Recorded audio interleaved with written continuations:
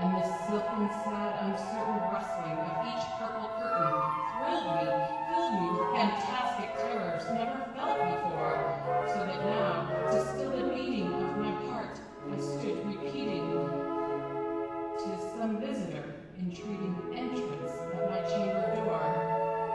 Some late visitor entreating entrance at my chamber door." This is it, and nothing more. Presently, my soul grew stronger, hesitating then no longer. "Sir," said I, "or madam, truly your forgiveness I implore, but the fact is I was napping, and so gently you came rapping, and so faintly you came tapping at my chamber door, that I scarce was sure I heard you. Here I opened wide the door. Darkness there, and nothing more."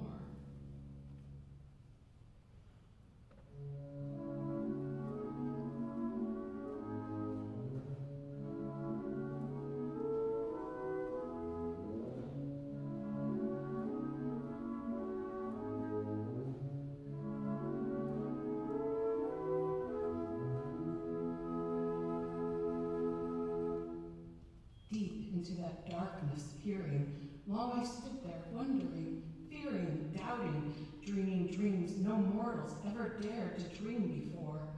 But the silence was unbroken, and the stillness gave no token, and the only word there spoken was the whispered word, "Lenore."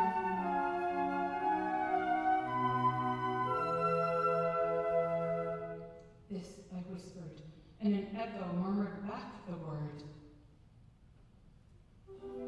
"Lenore." Merely this, and nothing more.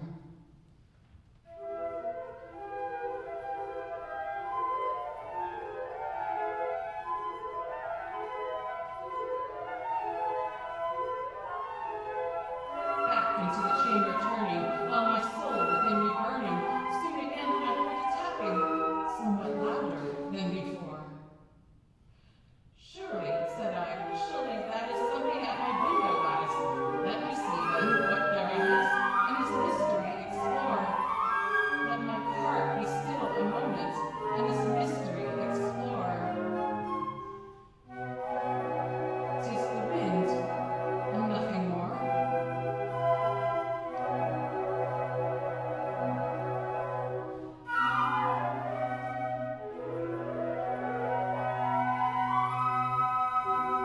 Open here I flung the shutter, when, with many a flirt and flutter, in there sat a stately raven of the saintly days of yore.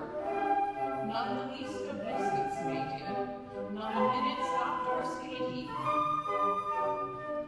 but with mien of lord or lady, perched above my chamber door, perched upon a busted palace, just above my chamber door, perched and sat, and nothing more. Then this ebony bird beguiling my sad fancy into smiling, by the grave and stern decorum of the countenance it wore. "Though thy crest be shorn and shaven, thou," I said, "art sure no craven, ghastly grim and ancient raven, wandering from the nightly shore.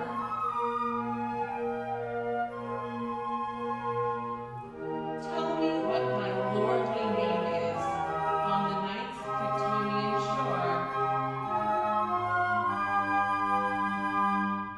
Quoth the raven,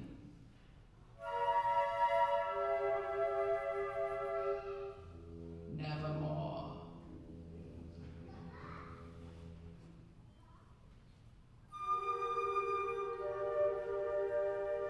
Much I marveled this ungainly fowl to hear discourse so plainly, though its answer little meaning, little relevancy bore. For we cannot help agreeing that no living human being ever yet was blessed with seeing bird above his chamber door, bird or beast upon the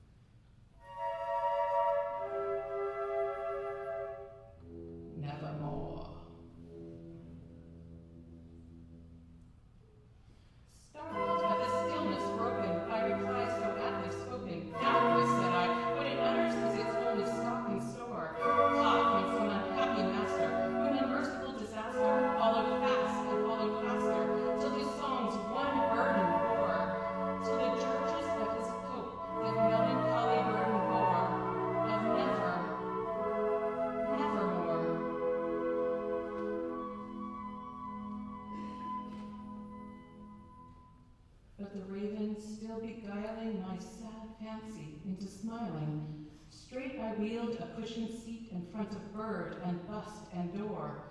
Then upon the velvet sinking, I betook myself to linking fancy unto fancy, thinking what this ominous bird of yore, what this grim, ungainly, ghastly, gaunt, and ominous bird of yore meant in croaking nevermore.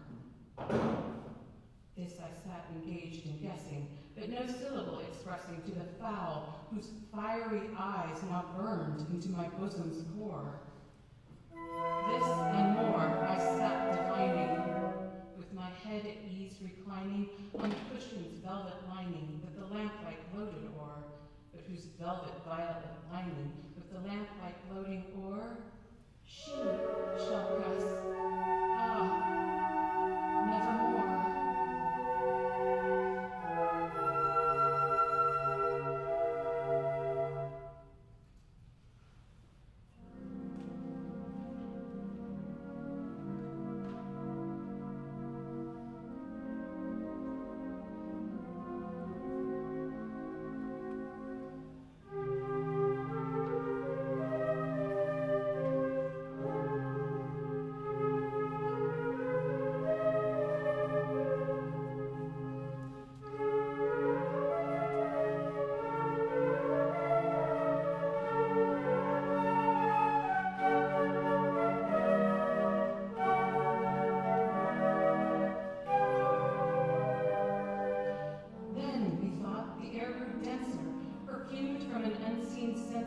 By seraphim, whose footfalls tinkled on the tufted floor.